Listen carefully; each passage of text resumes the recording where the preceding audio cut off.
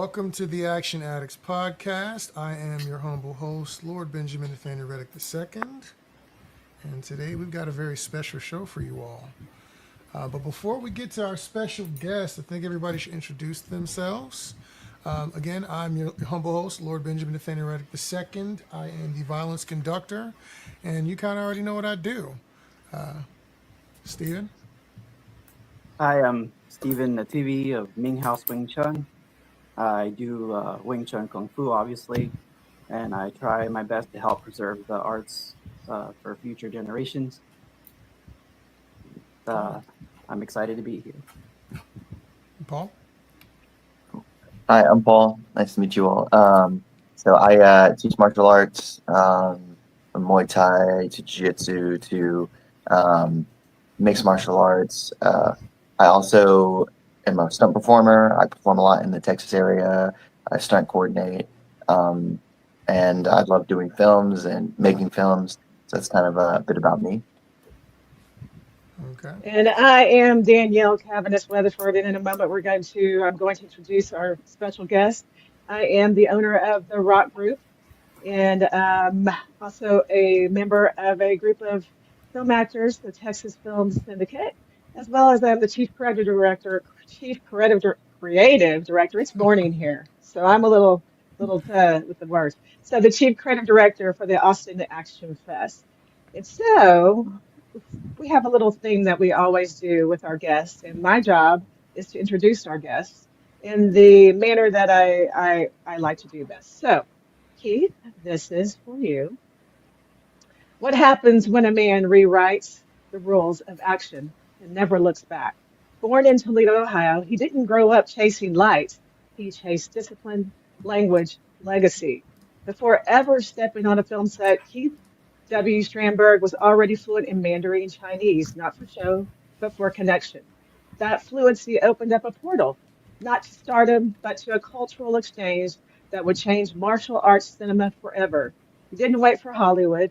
He crossed oceans and wrote the screenplay No Retreat, No Surrender, with Hong Kong film legend Ning Si Yuan, a move that helped launch Jean Claude Van Damme's movement into the cinema space, into global stardom. That alone, that enough to crown most careers. But for Keith, that was only act one. What followed was a cinematic whirlwind. Over a dozen action-packed features, blood moons, super fights, the king of the kickboxer films where the fists were fast, the stakes were real, and the stories punched just as hard as the stunts. But Keith Strandberg's next plot twist wasn't on a call sheet. He didn't stay in LA. He moved to Switzerland, where the mountains are quiet, the watches are precise, and the storytelling still razor sharp. He is the brand manager, the director for Beauvais, a excellent, exquisite watch brand. By day, he's a professor at Webster University in Geneva, teaching film, screenwriting, and journalism to the next wave of creators. A mentor, a sensei, a builder of worlds. And by night, he shifts gears into high style and editor-in-chief of Revolution USA, a contributor to Worth magazine, where he writes about the most elegant machines ever made, luxury watches. Because when you've spent your life mastering cinematic timing, you know how to respect the craftsmanship of a perfectly calibrated movement. But Keith isn't just a filmmaker. He's a four-time Swiss national American football champion, a motorcycle adventurer who's ridden through Zimbabwe, Botswana, and South Africa. And above all, he's a family man, married to the incredible Sophie Furley Strandberg since 2007, and a father to five amazing children, including Kaylin, Evan, and Jade. Keith leads his life steeped in purpose, present in precision. No ego, no gimmicks, just a grounded, little, sharp as a blade storyteller who builds his life like he builds his films, with honor, intention, and a little cinematic flair. This isn't Hollywood glitz, this is a global level grit. A man didn't ask to be invited to the table, he built his own table. So if you're wondering where the real action happens, it's in classrooms, it's in quiet watches ticking towards greatness, it's in a father's pride, it's in a perfectly timed punchline. It's here. Keith Strandberg, welcome to the Austin Action Addicts Podcast with these wonderful people. Now buckle up, buttercups, as I always say, because this ride doesn't idle, it accelerates. Welcome, Keith. Thank you very much. What an introduction. That was very good. I don't have Lord in front of my name. Thank you. You're very I'm welcome. glad to be here. Thank you. Awesome. So, I don't think most people know all that about you. They know you from the movies. I'm sure the students know you from being a professor, but most people know you from the movies and everything in the martial arts. So, talk us a little bit about like how you got into that. Did you see? Was there a film you watched and it kind of started everything? Or was it the martial arts side and then you kind of got into the films? Kind of talk a little bit about that. Well, the two defining forces were writing and martial arts. So I sort of I credit the martial arts for my success because it taught me the confidence to go after what I wanted. It taught me the discipline to work hard enough to get it. And I loved the martial arts movies when I was starting. And one of the reasons why I went into Chinese language was because of the martial arts. I wanted to major in Oriental philosophy back when I first started school centuries ago. And when I started in Chinese, I realized that I needed to learn the language that the philosophy was written in. So I chose Chinese because Japanese comes from Chinese. So Chinese was the source language. And then I combined those two by contacting Wu Siyuan in Hong Kong, because I figured I could make movies equally as bad as all the movies that were out there. I had an idea to combine the action from Hong Kong with an American story, and that was the start of it all. In fact, I was taking Americans to China. One of my first jobs was as a tour director, because back then in the early 80s, you couldn't go to China as an individual. You had to join a group. So they hired a lot of guys that spoke Chinese, guys and girls, and we took people through China. And in between those two tours, I was in Hong Kong, and so I called all the martial arts studios like Golden Harvest and Run Shaw Brothers, and they all hung up on me immediately. I said, "Hey, I'm interested. I'm an American interested in making movies," and they were like, "Yeah, no thanks," and hung up. And so then I called Seasonal, and I knew that NG spoke Mandarin. And I didn't speak Cantonese. I only spoke Mandarin. But I knew he spoke Mandarin. So when I got him on the phone, he started to hang up. And I switched to Mandarin. And he invited me over, and we spent the day together watching movies, talking movies. In fact, at one point, we were watching, he made a Bruce exploitation picture. I think it was called Watching Bruce Lee. Yeah. And we were watching it in his screening room. And he was pointing out when it was the real Bruce Lee and when it wasn't.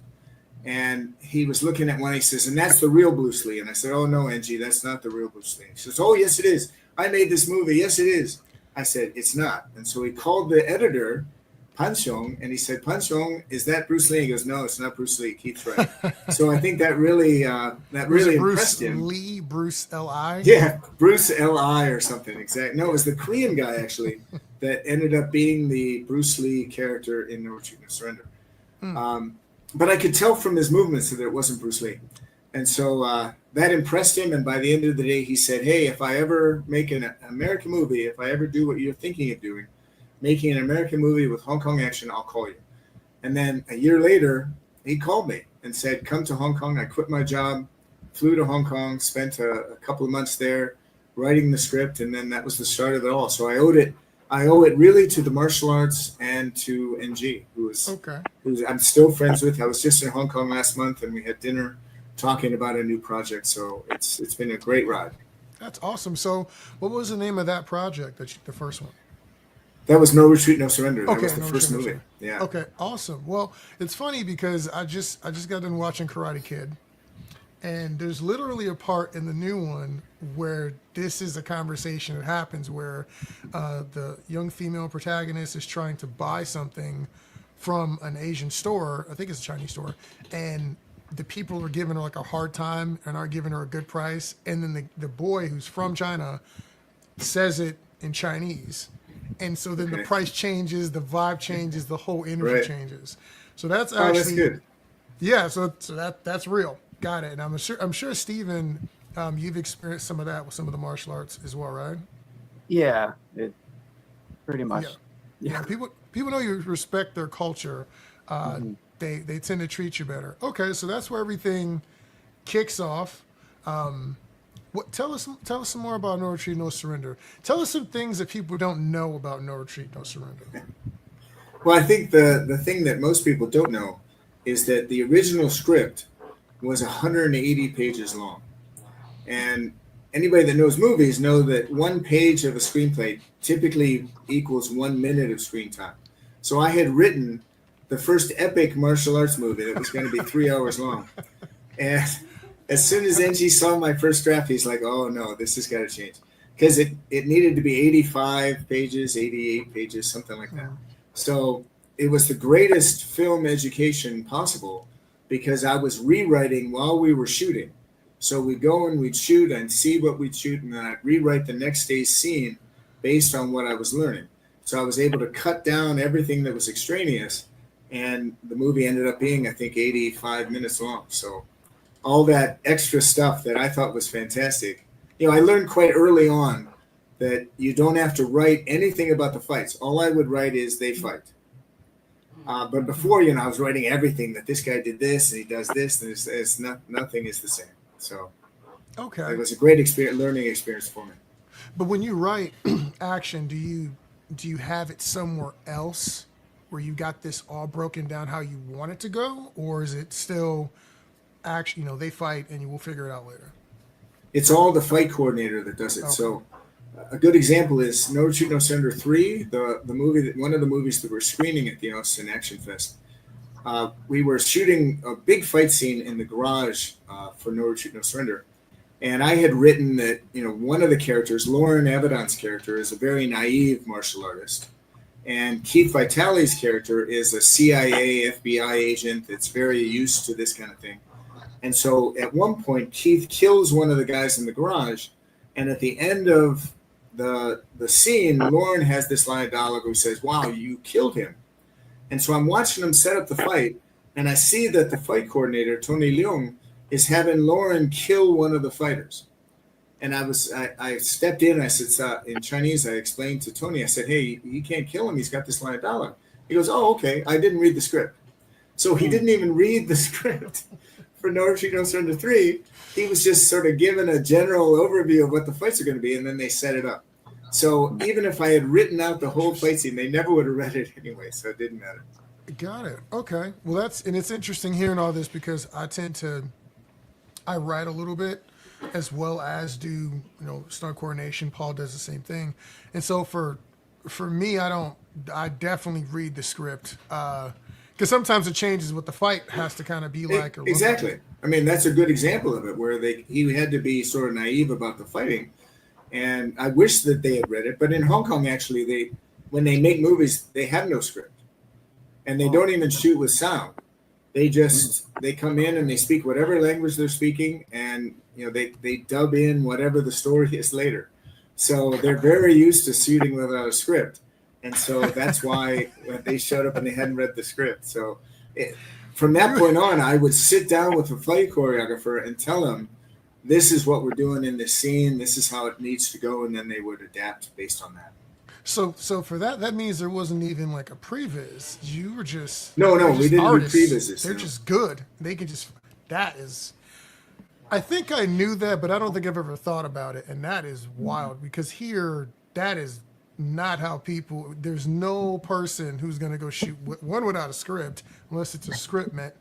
And two, most people want to see the previs. Most people have been hired by that. They want to see what we're going to do for the timing and the blocking. And most Americans, I won't say most, many Americans cannot get through that fight scene without multiple rehearsals. So it's a safety issue where it sounds like we're dealing with the pros here. We're dealing with the guys. Well, what would happen was we would cast the fighters very carefully, and then the fight choreographer would look at what they could do, and then they would design the fight around that. It was funny because we wasted a lot of time, honestly, in the first 3 movies. We wasted a lot of time teaching people on the set what the routine was going to be, and teaching them how to react. And so Keith and I, we established an action filmmaking school that we did for, man, we must have done it for 12, 13 years to train fighters in reactions so that we wouldn't have to train them on the set. So we would end up hiring, I think we had hired 150 people from this camp. And we probably put 1,000 people through this camp. In fact, Scott Atkins, one of the guys that's out there, he came to our camp in Atlanta. Okay. So we hired a bunch of people from that. So we sped up the process. But that's the way we always did it, without a previs. And it caused some problems because I remember on No Retreat, No Surrender, we had this fight scene, and Corey Yuen, who's a very famous director and fight choreographer, he was talking to an actor saying, we want you to do a left-hand kick here and a right-hand punch. And the actor said, well, I'm better with my left leg, but I'm better with my left arm. And Corey looked at me and said, okay. And so then he goes, I want you to do this spinning kick. And the guy goes, well, I'm really better spinning my other side. And Corey looked at me and he said a couple of expletives. And then he said to me, he walked off the set and he said, have this guy do the scene.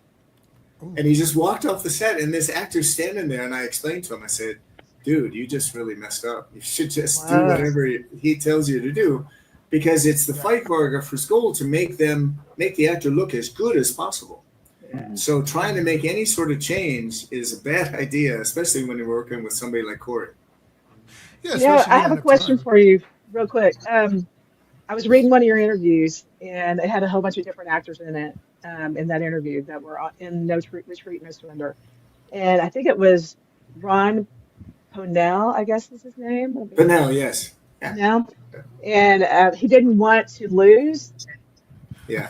On the morning of the final fight, Ron was the school owner. And so some of his fighters were fighting, and then he was going to fight Jean-Claude. And so he comes to me that morning. He says, Keith, I don't want to lose. And I looked at him. I said, what are you talking about, Ron? And he goes, I don't want to lose. I have a reputation. I said, Ron, you're playing a part. You're not playing you. You're playing this character. He goes, yeah, I still don't want to lose. So wow. I was like, oh, man. And it was going nowhere. So I went to the director and I said, hey, can you do me a favor and make Jean-Claude cheat a little bit to beat him? And so if you watch the final fight, he takes the turnbuckle off the ring corner and puts it in Ron's face. And then that allowed him to lose. But it was really just a hilarious moment when he said he didn't want to lose. It was a Vin Diesel Rock moment. Yeah. That's hilarious. So how did he feel after that? That's what I didn't see. So it's like, did that put was that okay for him, or? Yeah, that was okay. He was like, okay. Now I have a reason that I lost, so I'm okay. Okay. All right. I didn't see that piece of it. Okay. But I think he was a local fighter, and so he'd won a couple of local championships. Yeah. So he thought he shouldn't lose, but very funny. Yeah. That is somewhat understandable. It's kind of one of the things we find that's interesting about. It's a little different, but not really. Actors especially, but people who are like aspiring stuntmen, and I say, you know what your job is, right? And like, what do you mean? Is like your job is to make the hero look good, to make the protagonist look good and strong, and win. So when you're the stunt guy, because everybody thinks that you're going to be the guy doing the cool stuff. They think you're going to be Scott Atkins. You tell someone you're a stunt guy who's not in the industry. It's like, no. It's the three guys that got beat up by Scott Atkins who flipped into the wall. That's what the stunt guy's doing. That's interesting. That's funny because we had a master come and audition for us, and he brought his Yuki, his partner, with him. And he was throwing this guy around and punching him and kicking him, and he's looking super cool. And this guy's flying everywhere. And then at the end of it, we were like, we don't want you. We want your Yuki, because he's the guy that can do the reactions. And this guy was very upset because he was like grandmaster, whatever. And we chose his student. But, that's the truth. We got one star and one bad guy. And then you've got dozens of guys that all they got to do is get hit and look good. And exactly, it's just like it's like Steven Seagal. He was barely getting touched in the first couple. I think he got touched in some movie. I'm sorry, it's a cat over here making noise. He needed to get touched more, is what Steven Seagal Yeah. needed. Oh, Hit a little bit. I was trying to not. I was trying to not do it. No, but I think there was like one movie he was fighting somebody and they got a few shots off on him, and I was like, oh, this is different. Was it Michael Jai White? It might have been Michael Jai White or something like that. I think it's the movie with Morris Chestnut where he actually has to fight a guy and he actually has to, he's in some danger there, as opposed to every other movie that looks like a Aikido demo where he's just. That's right. He just does his arm bar and his wrist locks and stands up straight and looks people good. flying everywhere. I'm so tempted. We're not going to do this because I know you know things. I'm going to leave that alone. So we're going. We can do that in Austin. How about that? Yeah, We'll do that in Austin. But we're not being recorded. We love everybody. Everybody's great. At the Austin Action Fest. That's right. Exactly. Yeah. Well, coming back to that, one of the scenes, I'm in one of the scenes in No Retreat, No Surrender. I'm one of the thugs outside the bar, and I'm as bad as these other guys. I didn't tell them I didn't want to lose, but I did turn the wrong way. So Keith does this spinning. Kurt does this spinning hook kick, and he comes across my face this way, and I turn the other way. And you got to look close to see it. But for the rest of my career, all the stunt guys would look at me and they go, "Oh, Keith! Oh, look at you!" So I never lived that down, turning the wrong way. Oh my gosh. Well, I mean, I can't. We've all had our moments. I've definitely had a couple on set where I was like, "Ooh, that was a mistake." Luckily, nobody caught it. The one I can remember the most vividly. And it's so funny because you do all this crazy stuff, and then you make a mistake like that, like something small. But that's right. Get thrown over tables, all this other wild stuff, and then somebody hits me, and I have a nice shirt on, and I'm helping these guys with this film. I'm not getting paid for it. It's like a student film, but I got this nice shirt on. It's like my going out shirt, and the bad guy, I did the fight choreography. He hits me with a push kick, boom, and I go to fall, and I'm supposed to land on my back, but because I know we have to, my mind goes, you've got to do another take. Don't get your shirt dirty. So, like a moron, I put the hands back, and this is a big boy. I'm about, right up at that time, I probably would have been 195. This dude was a fighter. He was actually an instructor. He had to be like 210, 220. He was bigger than me. And he hit me with a real kick. Safe, but it was a real shove.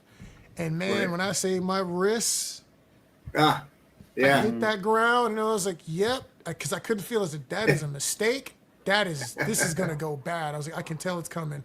And 3 seconds later, it hits, but I'm the stunt coordinator. Oh. Right? This is earlier on in my career, so I'm also the stunt coordinator, so I can't let them know. Right, that you're hurt. Yep, I had to just take a moment and breathe and just pretend, oh, no, guys, I'm just thinking through the next sequence. Got up and finished the scene, but it's normally the little small things like that you don't think about. And everybody makes those mistakes. Everybody gets jammed up a little bit.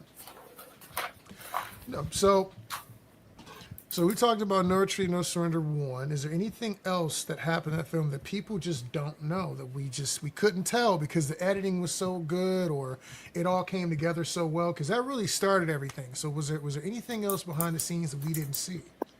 Well, because it was the only American film that had been done with Hong Kong choreography, it was a challenge teaching everybody the right way to do things.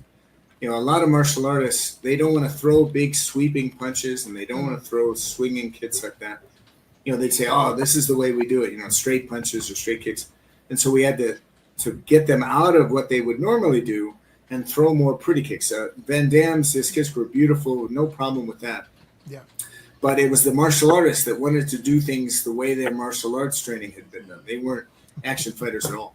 But Van Damme had a problem because he thought he needed to be closer than he needed to be. So, we tried to explain to him that the camera or the person you're hitting is going to hide the point of contact so you don't have to be close. But he hit a bunch of people on our movie. He hit Tim Baker, the guy that played the father, very hard. In fact, I think Tim testified against him in the Cyborg case where he blinded a guy just to establish that he didn't have any control. And then he didn't knock Pete out, Pete Cunningham, but he knocked him down, hit him real hard. And he had to do it twice because he stopped. He broke character. Like he hit Pete fell. He went, oh my gosh, and ran to him, and we're like, no. So he had to do it again, and he hit him again the second time. So that was an issue because you gotta teach people that you don't have to be close. I mean, there are times when you do, and we would put padding in the cheek or we'd use a stunt foot or something like that. But in general, you don't have to be close as long as the camera's in the right place.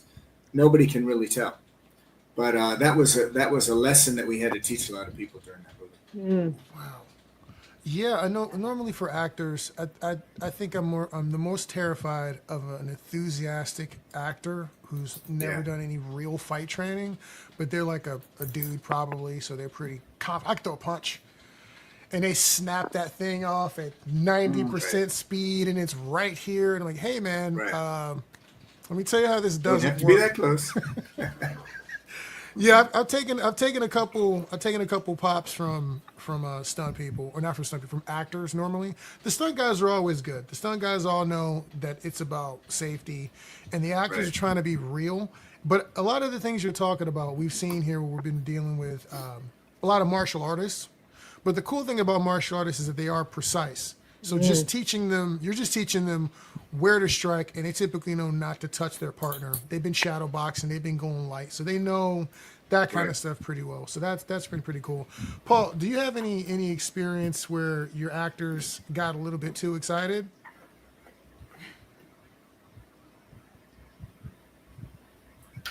Absolutely, yeah. So I've got so many stories about when the actors are just man, it's usually they're like, they have some martial art training as well, right? It's usually like if they're like, oh yeah, I train boxing or I train kickboxing and stuff, and okay, we're gonna do this choreography, and all right, so you're gonna be throwing this punch, and this is, oh yeah, I know how to throw it, I know how to do this. Okay, and then like it gets to the point and they're moving and they're stepping in like they're gonna hit them, and I'm like, whoa, stop, guys! Like you're about to hit him. I was like, this isn't real life. And I was like, you need to keep like distant. And the explainers like, oh, I know. And like, do you know? Because you almost took my guy out. And so, I mean, I get plenty of times like that where, that's the way it is. Like they've got some training or something else. I did this. And then usually it's an ego thing that's involved with it. And they don't want to listen. And then people get hurt.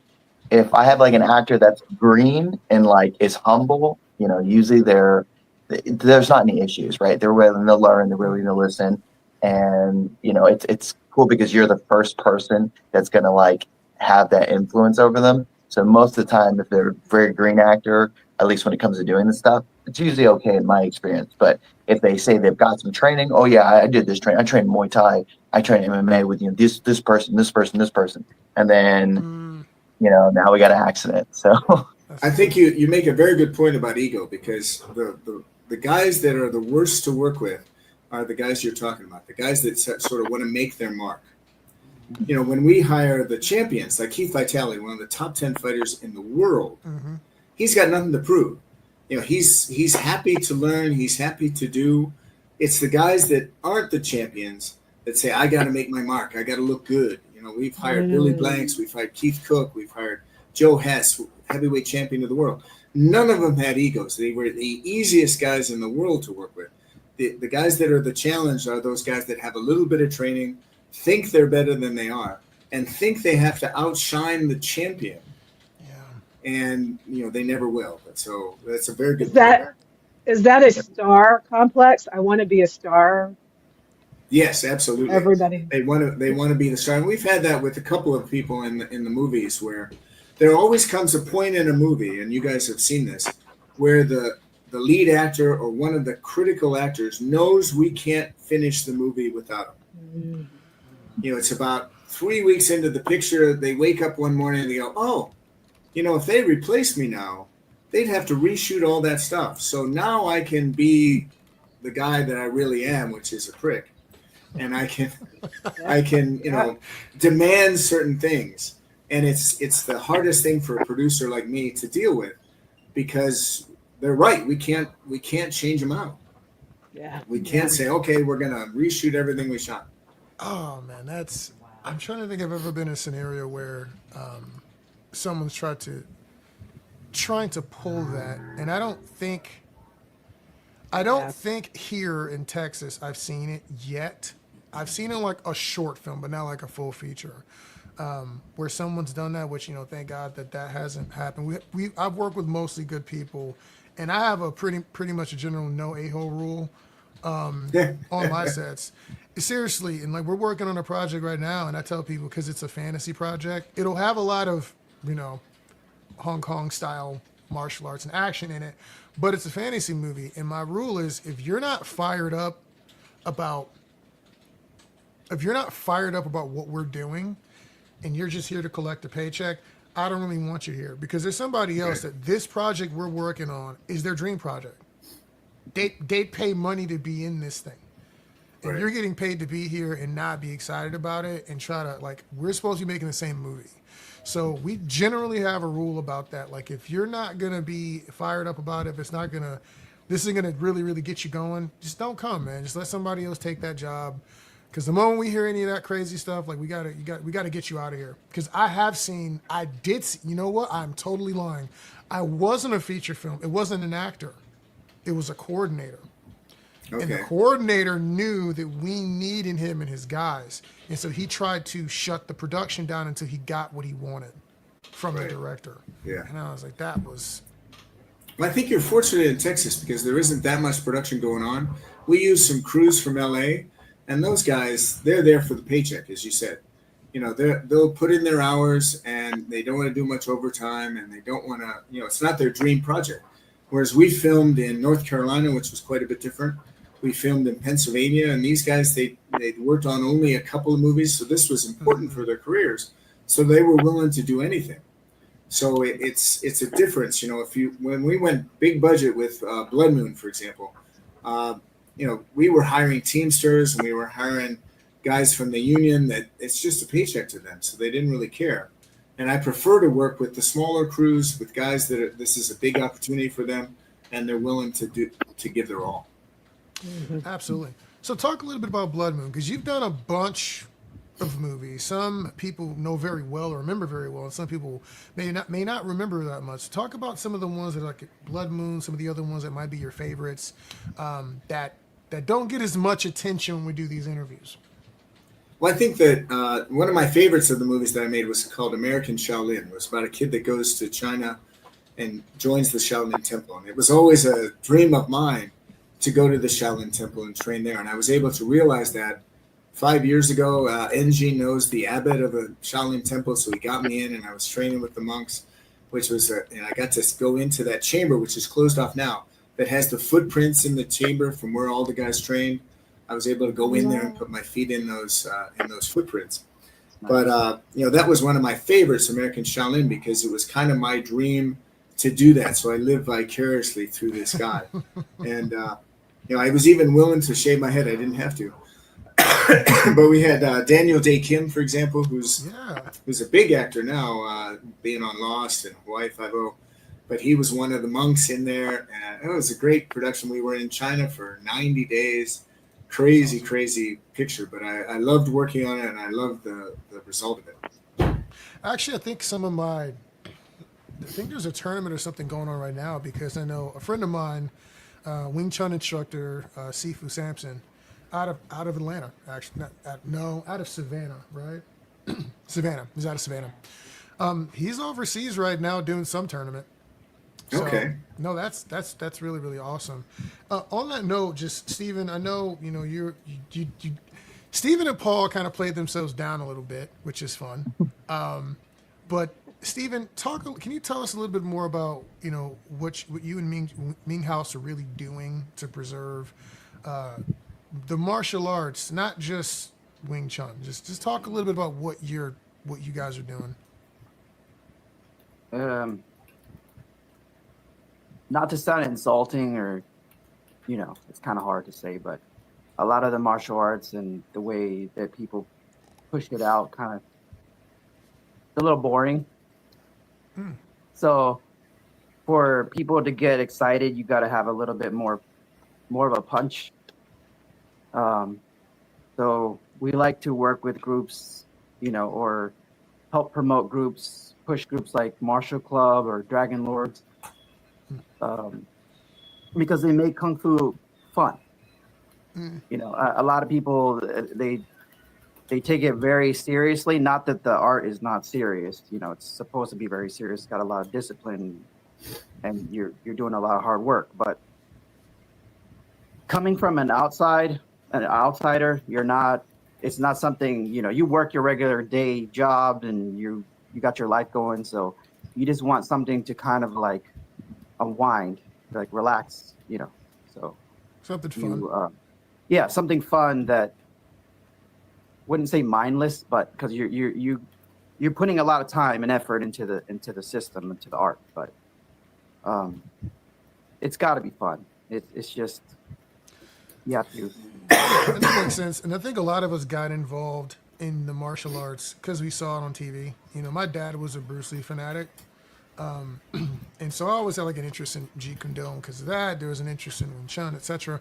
But really my thing was like, I don't know when I saw this, but Manus Kung Fu. I was a Capoeira and Manus Kung Fu were like always the most interesting things I had to see. The American stuff didn't really jazz me up, which is why things like No Retreat, No Surrender in American Shaolin, Blood Moon, all these different things. I'm a big Gary Daniels fan as well. Billy Blanks fan as well. Okay. Yeah, these are some of my favorites. They weren't getting the shine. Some people didn't know. They didn't know what they were looking at. Just to put it that way. I love watching that action because like American stuff up to that point didn't really get me going. There was Bruce, and then I was on Jet Li's and all that kind of stuff. Donnie Yen, Michelle Yeoh. Sure. So the stuff you did is that's the kind of stuff that I wanted to do. That's what really, really got me wanting to be in martial arts. That and video games. I got an Akuma, who's what's called a Shota clone, because everything was a version of Ryu and Shotokan karate basically back then. But that's the stuff that got me in because it looked like fun. And then when I got in, I appreciated the hard work, but I didn't like get in because I was some kid seeking honor or something. I just wasn't that guy. I was like, that looks like cool. I want to do kicks and flip. And then once I got into it, there was a passion. And then there were people. There's people that I'm friends with today that I met back when I was in high school, and we used to spar because everybody would spar. And so I have friends that are like 41 years old. I have friends I met when I was 17 years old because they were at another school and we would spar. And now those are some of my best friends. So. Oh, that's great. Yeah, there's a real community to martial arts, that's for sure. And fun fact, That wasn't a world. I was just going to say, that wasn't a world for me. I didn't have the funds to be able to do those types of things. So I would wake up every morning, every weekend morning, and just pretty much I had martial arts all day. So I was a gymnast and a twirler and a ballerina. And so I'm like, this is my release thing that I can do and watch, and I want to be. And so in No Retreat, No Surrender, you have a portion of it where he's learning from Bruce Lee, right? Right. And I didn't talk to Bruce Lee, but he was in my head a lot. And in my gymnastics and stuff like that, I would channel kind of that type of, a lot of his mimicking and stuff like that, the fun types of things that he would do for his acting, because I thought there's something about it's just smooth. And I love that. And I would watch Sugar Ray Leonard. To me, Sugar Ray Leonard took some things from Bruce Lee, and people don't really talk about that. So, so I was big into boxing a whole lot, and football and stuff like that. That's my regret that I wasn't able to meet Bruce Lee because he died in '73. Yeah. I met everybody else, Jackie Chan, Sammo Hung, Chuck Norris, all those guys. I've been fortunate to meet them, but to not have ever had a chance to meet Bruce Lee. But Corey was a stuntman on a number of the Bruce Lee films, so I got to talk to Corey about Bruce, and so it was nice to have that tangential relationship with Bruce. But it would have been great to meet him directly. Yeah. Well, so you mentioned a couple of projects. What are some other ones that we we don't get to talk about as much as you want to show some love to, that we should really, if people haven't seen your whole, maybe they've seen No Retreat, 1, 2, 3, and Blood Moon. What's something else they should be looking for to? Well, I think King of the Kickboxers has some of the best action that we've done. Very intricate, and we had some great. We had Keith Cook was in King of the Kickboxers, Lauren Avedon, Billy Blanks. So that's one of the ones that people should watch. And also, you mentioned Blood Moon, but Superfights as well. Keith Vitali's in Superfights, and we had Ram Van Dam, the professional wrestler, in there. Yeah. And we had a number of guys in Superfights that were just great fighters, like Cliff Linderman, who's a Jeet Kune Do guy and a Kali guy. So we had a lot of great marks. Chuck Jeffries is in Blood Moon and in Superfights. So that's a great picture for people to see as well. So you got to use a lot of people cross over into your other projects, which is cool because it means you're still friends with it. Well, first and foremost, I don't know if people know this, you're still friends with the first person you made a movie with. Your first movie. That's right. Yeah. That's impressive. That does not always go that way. That's true. Be a stressful time with a friendship. And then you stayed in contact with people that you work with, and you got to use them a bunch of times, which is awesome. We think that this is a community. Filmmaking, we call it Film Fam. And if I can use someone multiple times and we have that relationship and I trust you, that's really the way people tend to want to do it. Who wants to have a brand new crew every single time? You don't know if you can trust these people. Obviously, you're going to have people here and there, but being able to have a core group that, hey, man, if I need XYZ, I can call these people and they're going to deliver. I think that's a really big deal. The trust is so important. And one of the things that I always tried to do was I tried to overpay people when I had the budget to do so. Mm-hmm. So somebody might come in and say, oh, my weekly rate is $3,000. I'll say, I'll tell you what, I'll give you $3,500 a week, but the next project I might not have the same budget. And so I want you to work. And so those guys they'd agree. And, so we do a lower budget picture and they'd still be there. So trust is so important, to know that you can count on somebody. Yeah. So I know you're in Sweden now. I'm assuming you're not making Switzerland. a trip. Switzerland. I'm assuming you're not making a trip to move to America anytime soon. But there is a lot of energy moving from LA to Texas. Have you seen anything about that? Do you have any thoughts on that? No, I hadn't thought about that. I was just with Keith Vitali last week in Atlanta, and he was telling me about all the production that's happening in Atlanta. But it's great to hear that things are happening in Texas too, because right now LA has just become so overpriced. You don't get the tax breaks that filmmakers need. So I'd love to, I'm working on a couple of projects, and I'd love to come back to shoot in the U.S. I don't know that I'm going to be moving back there anytime soon, but I'd love to come back and shoot there for sure. They just finished making a movie in Germany from a script of mine called Lion Fist. So that was, it's getting back into it after, I was out of that for 15 years, out of the production business for 15 years. So come back into it was real pleasure. Yeah, I did, very much so. Couldn't help it. I took my wife and my youngest son, because my two older boys, they've been on pretty much every set. They've been in all the movies. They got to go to them all. But my youngest son, who's 16 now, Jake, he had never been to the set of a film, so we were able to go to the set for a day to show him what was going on. So that was fun. It's interesting because I was going to ask you that. I was going to ask you if your family's involved in any of the productions. Yeah, the boys were, and they came to all the stunt camps, so they learned everything, and they ended up being in all the movies. That's cool. So on the behind the scenes, so not production, was there anything interesting happening with, like, since y'all were doing new things that weren't really happening, Asian style, but American movies, etc. Was there any like distribution or sales conversations that were interesting that we don't know about? Like any difficulties on that side? Well, it was interesting because our basis was to make pretty grounded martial arts movies. Like, in No Retreat, No Surrender 3, there are a couple of cable pulls that are obvious that they're cable pulls. And I tried to fight against those because I wanted it to be very reality based. And I remember, we were trying to break through. No Retreat, No Surrender certainly broke through and got a big audience. But then the other movies, we were trying to make that break. And people would say, oh, people weren't buying it. There's, it's real movies or real action. And then I remember watching Hidden Tiger. No, what was it? Something Tiger. Crouching Hidden Tiger, Dragon. Hidden Dragon. Crouching Tiger. Crouching Tiger, and they're flying across the screen. Yeah. And what the hell?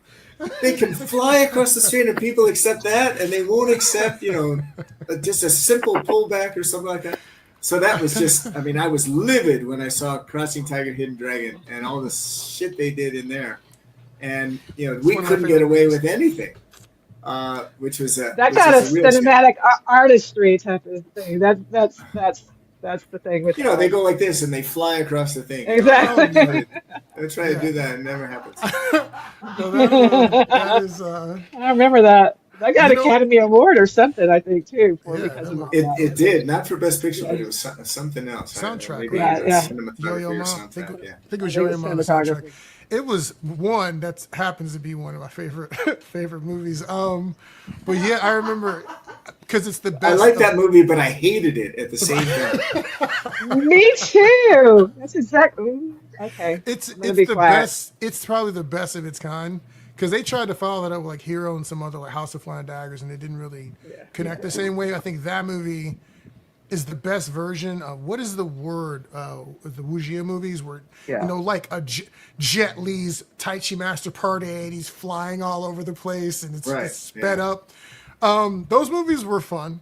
But I think Crouching Tiger did it in the most elegant version of that people had seen. I think that's true. Although I did like Hero. Jet Li's Hero was beautifully shot. It was beautiful. The color, everything was beautiful. It was similar, but I don't think it connected as well as Crouching Tiger did. Yeah, that's true. That's right. Yeah, and they waited way too long on Crouching Tiger too, but that's a whole other conversation. Yeah, And I'm a Donnie Yen fan.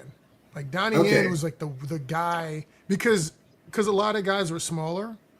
And then I remember him in the Wing Chun movie with Michelle Yeoh, the origin of it. And I remember there's a part where there's like 7 pillars, and he kicks them all without his foot touch. It's like kick. And I was like, this is the guy. Plus, he looks like a model, and then he's like jacked. Right. So like I believe he could do everything that he did. Because I'm like, this just off normal. This guy probably put hands on you. So he was always one of my favorite guys. There was something I was going to ask you, and I totally lost my train of thought. I'm sorry. It's probably my fault. No, it's Donnie Yen's fault. He got me. Blame Donnie Yen. That's right. Yeah, blame it, Donnie. So you were talking distribution. Yeah, distribution. But there was something we were going to get into. You were talking about what you were doing with the actual stunt camps. So was it that you just didn't have enough body, so you had to do those camps to get enough people to be able to make the movies you wanted to make? Right, because I was frustrated in having to teach those people on the set how much time it took to teach people how to do the correct reaction or to throw the kick the way we wanted to. So we started those camps to train people so that I could call them up and say, hey, Ted, come on. I need you for this. I need you to be a thug in this scene. So that's why we trained them. And it was really fun. We did it in the summers in upstate New York, and it was a great time. And we had a scene in Superfights where we hired this girl that had come to the camp, and she had been there, but she was like one of the producer's girlfriend or something. And so we thought she knew what she was doing. It turns out she didn't pay attention when she was at the camp. And so she's in the ring with Kelly Gallant, who's in Superfights. And Kelly, in fact, at one point stops and goes, "What is the matter with you? You came to the camps." But she didn't pay attention. She was just there as eye candy. So in general, we used all the guys and girls that came to our camps because they knew what to do. Interesting. So that's kind of, it's funny we bring that up because we've always had the interest in doing something like that here, and we just waited. And actually, you're part of the reason that we're doing something like that in 2025. Originally, we were going to wait to do it, but then when we realized that the Keith W was going to be with us, I was like, we can't pass this chance up. So we're really excited to be doing our own stunt intensive. It'll be a new thing we're bringing to Austin. We don't have a lot of other options here, and we find ourselves in a very similar situation where If I needed a scene where I could do 5 or 10 fighters, sure, I can do that, probably just for my own groups. If I needed 10 to 15, it might start to get tight and the talent might start to be a little less. But if I needed 20, 30, if I wanted to do an Ong Bak and I didn't want to recycle people with different clothing, Right. it would be almost impossible to do in Austin unless I went to go source people who weren't like martial artists. I'd have to go to dojos and pick people up and Queens to pick up people to be able to be in the movie and do the job I would want them to do. So we're kind of in the same scenario where we're saying, in Texas, there's, Taylor Sheridan, he's doing a bunch of stuff. He's going to need bodies for all those movies. He's going to need shooters, fighters, kickball. He needs the whole deal. So our intention is to train up the people here and to give us in Austin, in the Central Texas area, a place where you can go once a year, at least once a year, and really get an intense level of instruction on the basics, set etiquette, how to really perform at a higher level. Some of these people coming in are going to be individuals who've never done, even stage combat, let alone real stunts. So the idea is to give them a really strong base and foundation that they can then take, go take some training somewhere else. But you got this, which can get you going, make you qualified to at least be on a set, not hurt anybody, not get yourself hurt, do a decent job, look good on camera, essentially not be terrible. Because who wants to be in a movie, get called up for a role, you're not ready, right? That never feels good. Then you got to watch it in a theater and you're terrible. Nobody wants to be in that situation. Nobody wants to be in a lawsuit because you're blinding a guy. Right. So I think it's smart to do that. And the seminar that Keith Vitali and I are running to open up that seminar day is about, as you just said, correct etiquette, how to break into film, how to have the right attitude. And, Keith is a really good example of that, because whenever anybody would say to him, "Can you do this?" he'd say, "I can do anything." I'll do anything. So, and that got him into trouble, actually, because before No Retreat, No Surrender 3, he was working with a fight choreographer, and he and Lauren were doing things in the bag, showing what they could do, showing what they were best at, right? So they could do the choreography. And then right before they left, Lauren jumped up and hit the bag with 2 kicks. Did 1 kick and then a second kick. And they looked at Keith and they said, "Can you do that?" And he goes, "I can do anything." So he goes and he does it, but he lands wrong and breaks his wrist. And this is like 2 days before we start shooting. No. So he broke his wrist. He was going to have a cast on his wrist. So I had to rewrite the opening scene so that he gets shot in his wrist. So he has a reason to wear his cast. Keith W. is the master of the pivot. I was like, he's going to write this in. This is going to be a thing. We had to, because Keith was looking at me like, "Oh my God, you're not going to replace me, are you?" And I was like, I don't think so. Let me talk to NG. And so we sat down and we designed this, and it was perfect. And even when he was already healed, like 4 weeks in, he was healed, but he still had to wear the cast even though he was healed. That was funny. We have consistency. It made me think of China O'Brien, number 3, I think. And there's a guy, he looks like Native American. I forget his name. He's one of my favorite parts of that movie. He's kicking the crap out of people. But he's got Keith Cook, because Keith Cook was in China O'Brien. He's got the weight on his wrist. It's like a spike. Okay. I don't know, it's some big weight, so he's not really punching that much, but he's doing some amazing. I'm gonna have to look that up. But that guy, I thought you were gonna do something like that, like you're gonna make it like an armor piece or some whatever. No, you just went with a cast. Okay, I mean that works too. No, that's awesome. Now, I think you're talking about Keith Cook, but he was in King of the Kickboxers, and he was also in Lion Fist, the new movie. So I got to see him again after like 40 years. So awesome. I think you're thinking of Keith Cook. He either goes by Keith Hirabayashi or Keith Hirabayashi Cook. That is awesome. Oh, this is way off topic. Do you know about Street Fighter? Are you ever? I know that it's coming out, and I've seen some possible casting choices, but I don't know if they're real. Did you have of the ones that you saw, did you have any thoughts? Well, I saw that Jason Momoa was supposed to be one of the fighters, and I thought that's a problem. It's supposed to be Blanca. It's supposed to be Blanca. Yeah, that's not a good thing. I mean, we've used some bigger. We've used some actors who weren't fighters, and it's really hard. I mean, you got to double them a lot of times. I mean, with Billy Blanks, we even had to double Billy Blanks for something. Really? We took Billy Blanks is 6 foot. I think he's 6'2" or something, and he had to do a spin like the Hong Kong spins in the air. Where you get hit and you spin like this, and very few Americans could do that. And Billy's a fantastic athlete, but he couldn't do it. So we took a 5'5" Chinese guy and painted him black and had him do the spin. No. And that's just one example. I mean, we probably couldn't get away with that in today's world. But it's so quick, you can't tell. Keith, But you're going to get a whole podcast canceled for that. I'm just picturing him being painted. And if he's asking questions as we go. Oh, that's good. It works. I mean, Oh my goodness. Mother of all invention. Yeah. when you use just an actor who's not a fighter, it could be a real catastrophe. That's true. And I mean, yeah, and a lot of times, I tend to work on a lot of independent projects. So a lot of times we don't have time for a double. So you got to be able to move, and I tell my directors and casting people, like, man, just get somebody who can actually fight, like, make that part of your audition process. And you can never take the actor's word for it, because I've had so many. I will say no. I'm saying no names. We had an audition, and I asked somebody. It's actually how I met a friend of mine named James Drake.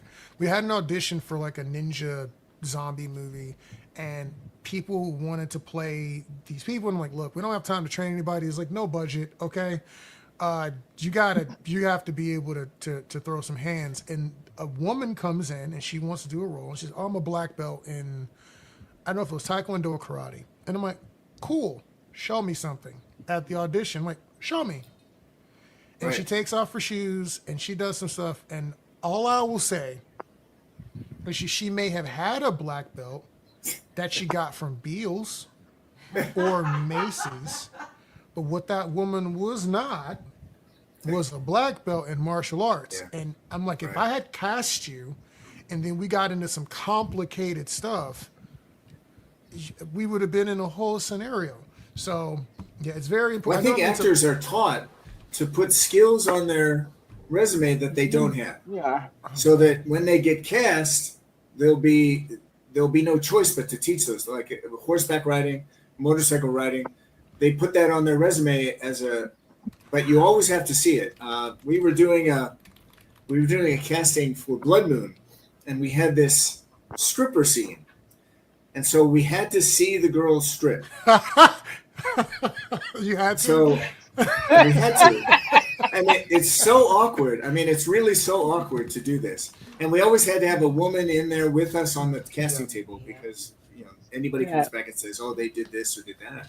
Yeah. So this girl comes in and she goes, before I do anything, I just want you to know they'll be fixed. And I was like, what? She goes, they'll be fixed. I had breast surgery. And what happened was it was just one big ball. Oh. And it was going to be fixed by the time we shot.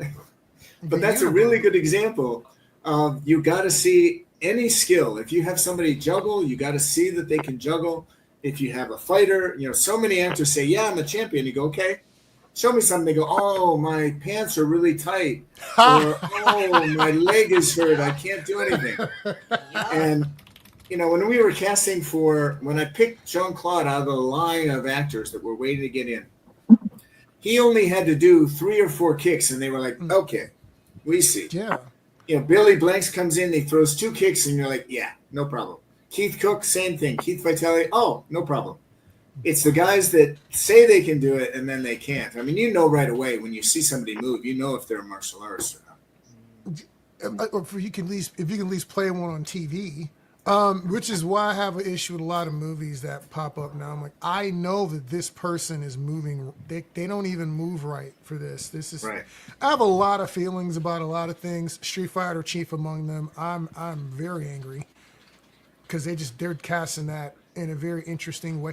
You know that guy, the polka dot guy, Dimitri, I forget his name, Damuch or something, whatever. He's the polka dot guy from Suicide Squad. Okay. The nerdy looking dude. They have him cast as M. Bison. M. Bison is a jacked villain Yeah. who will punch you in the face or hit you with the magic psycho hands. And I'm like, why do you guys keep picking these nerdy looking, Raul Julia looking guys? Which no, don't speak of the dead, but like, that's not Bison. Bison is an imposing figure who will fight you. Right. And I watch these movies and they just don't seem to care. But as far as Is that the casting?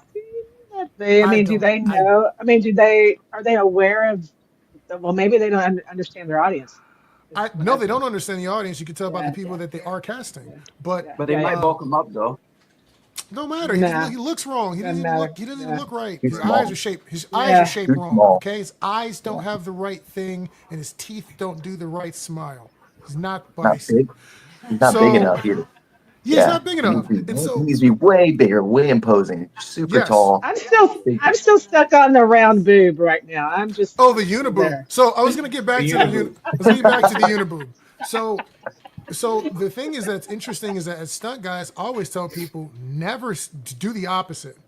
Because anything you put on your resume, you tell someone you're going to be able to, you can do, they're going to want you to do it in an adverse condition, and you're going to have to do it 20 times.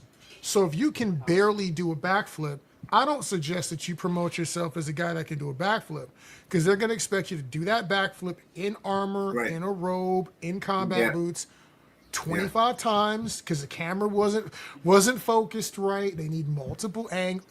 So if you get out there and you say you can do it, and you can't, either you're endangering yourself or you're holding up productions. So like Right. for me, I am very, very clear to any client on what I can and cannot do.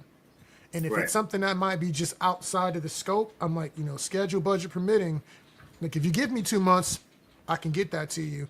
Or if you have enough money, we can make that happen. So that is what I would recommend. How would you say that a stunt person should maybe ignore that advice that you've heard? No. I think stunt people, and I tell even actors, be honest on your resume. If a stunt guy says he can do a fire burn, for example, I mean that's a life or death thing. And if somebody says they can do a fire burn and they've never done one, I mean we had a guy on I think it was on Blood Moon that said he wanted to try a fire burn. I said, hey. A big budget picture is not when you want to try a fire burn. You want to get some training and do it in a controlled environment and not do it on the set of a picture that's counting on you to be able to do this fire burn. So, you always want to be honest with what you can and cannot do and don't overstate. But, unfortunately, a lot of beginners, they want to overstate because they want to get the job. But you also want to live to see another day, too. Well, we've seen that with the Weinstein case and the P. Diddy case, the potential cost of doing anything and everything to get a job. So Yeah, that's right. Yeah. doesn't typically tend to work out too well. So you're an inspirer, an encourager, an educator for the next generation of creatives. What is it within your environment that they're hungry for, and what is it that they also do not or haven't quite yet grasped that they're going to be heading out into that you get to instill in them? Well, I think it comes back to what Ben said earlier about having passion. I think that you got to do what you're passionate about. And I think we're coming into kind of a dangerous time with AI and the ability to make AI films and create AI characters. One of the challenges, I think, with AI, and it's still not in a place where it can do new things. It's still just regurgitating what's already been done. And so there's still an opportunity for filmmakers to do things that have never been done. Similar to what we did with No Retreat, No Surrender, we combined Hong Kong and American with an American story and American actors. I think that's what we got to look for is projects and things that have never been done before. The retreads, the same old is going to be over because AI is going to be able to do the same old, same old. You gotta find something that's never been done before, and be passionate about what you're doing. Yeah, yeah. That's AI is a thing. Yeah, yeah. It's getting way too good. I've seen the gorilla videos and the Bigfoot videos, and I'm like, it's getting really hard to honestly discern the real from the fake. And I'm like, if they can do that, one, that's very scary for like actual regular reasons, but from a movie perspective, you know, if they can get you to sign that contract and they get that we can use your face and likeness in perpetuity, and you combine that with some wet AI and some 3D. If you can sign that uniboob, you know, for the next 20 years, the things that you can do. Lots of different. You'll have lots of different looks of boobs. Man, I know. No, so you know, we're getting to our time here, wrapping up. But is there anything else, Keith, that you know we missed today that you really want to make sure that? I'm just looking forward to screening the movies in the Action Addicts Fest, and also doing these seminars. So I think you're offering a great opportunity to people to learn how to break into the business, and in a very community oriented way. You know, it's something that's going to be very welcoming. You know, there's not a stupid question other than the one that you don't ask. So, you know, we're going to be very open, and we want a lot of people to come and just enjoy and a lot of it's about networking. As soon as you get in with a group of people, you know, they're making a picture, you can get in and get started. So I'm looking forward to building that community with you guys. Absolutely. And just, you know, for our audience out there, you know, this August 8th, 9th, and 10th, the Austin Action Fest and Market, we're building the market side. Some things people just need to know about our festival is, you know, when our festival ends, when you submit it to the competition, when we talk to sales agents and distribution companies after the event, when they ask me for projects, I'm feeding them your projects. I proactively ask them if they're looking for things when I make new connections.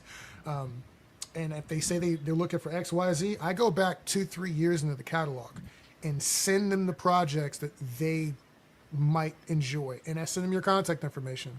Very nice. That's not a thing that I'm even charging for. We're just trying to develop the market side, because we say in the world of show business, if we cannot do business, there will be no show. So we really are trying to proactively put people on and train them up in the way they should go from a business perspective, so that they can be successful. Because our job is to help people feed their families with their art. We don't want you working at, you know, Jason's Deli and shooting movies on the weekends. If you could make, you know, contribute to the community with your art and make something worthwhile and good that is not a set 9th or 10th sequel in a series, you know, you can bring us something original. We would love that. And just so people kind of understand the format, Friday we'll be doing the kickoff ceremony, red carpet, show up, dress up, because there will be a competition. Erica will be judging people on their fits on Friday. We're doing a fashion thing. Red carpet, photos. You can actually come out and watch No Retreat, No Surrender #1 and #3 on that day. Keith are going to do some talking, do some autograph signings and whatnot of some posters. So come out and support. We'll be at the Galaxy Highland Theater, 6700 Middle Fiskville Road. You know where it's at. It's near where the Highland Mall used to be. So we're going to be out. You can get tickets specifically to the screening or the whole weekend. It's your call. We'll have a couple other movies playing as well. Some other fun ones like Ninja Killface, which I think our friend Hollis did. It'll be a lot of fun. But a couple of movies, and then the plan is to go over to the Zero Latency. It's VR gaming, axe throwing. They got ice cream. They got ninja stars. I think you could throw batarangs. You can throw pretty much any bladed weapon you've seen in a movie. They probably have it. So that's Friday. We take the break, get your rest, because Saturday is all screenings and panels. It's going to be a bunch of things. We have the Finding Solace premiere happening at 7 p.m., but it's a bunch of screenings, panels. Janelle Vela-Smith, she's a distributor, Tukong Musul instructor, as well as a stunt coordinator. She's a big deal here in the local area, and so she's offered distribution to one of our potential lucky winners. So she'll be there talking. Keith, hopefully Keith and Keith will hang out with us that day, and I'm gonna try to Oh, we find will, some yeah. more time. Yeah, find some more time to put you guys on stage to talk a little bit more. And then Sunday, it's gonna be. I'm very excited. We've been waiting to do this because we've known that we needed this in Austin for a while. It will be a very special stunt intensive being kicked off by Keith and Keith. And we had our famous guests here, so we really appreciate that. They're going to kick off our inaugural event, and this will be something we'll do, over the years. We have stunt trainings here. We have stage combat trainings here. People like Knox, people like Austin Warrior Arts. These people are doing trainings, but we haven't seen a lot of things that are condensed. One day to really get you going. One day to take you from actor to competent action performer, or at least giving you the right direction to go in. Right. Nothing where if you're a stunt person and maybe you haven't done enough wire training, I need a refresher. Now you can do some wires to pull some yanks. Get to upgrade your skills, tricking, parkour. We have a variety of classes we're going to be doing. Do you like lightsabers? We will have lightsabers. I'm a Form 5 practitioner. There's a saber behind me. So we're going to be teaching lightsaber in some basic kendo and fencing. So from stage combat to falls to specialty abilities, we're going to help you with all of those things. And in addition to that, we're inviting some directors and producers and casting agents out. So when you show up, there are going to be people who are looking for actors, who are looking for stunt people, because we are also trying to help you get the work. In the back of this area, we're looking at setting something else up for you actors, where you get to do some auditions. You get to do some auditions, you get to talk, you get to chat about what it is you want to be doing, do some slating, do a reading. So we're going to have some different ways for you to do that, because people need to be able to show that they can act as well. So casting will be happening from the action side. Casting will be happening from the pure actor side. We're trying to turn this into one big business bonanza intensive. Okay, we want you to win. We're doing everything we can to help you win. It's your job to be humble, be excited, and to show up. So, did I miss anything? I think you got it. We'll see you there in Austin. Looking forward to it. Absolutely. We'll catch Thank you you. guys in the next one. Let's put the names right. up here. Thank you. Follow us. And Keith, if they want to follow you on any social medias, where's the best place to do that at? Instagram. I think my Instagram is Keith S821, and Keith Vitali's on Instagram as well. So Keith Vitali's got a YouTube channel with his podcast. So Okay. good. We're going to check All all right. that out. Yeah. Appreciate you. Violence Conductor. Thank you very much. Nice talking to you guys, and looking forward to seeing you in Austin. Absolutely. Same here. Thank you. Thanks for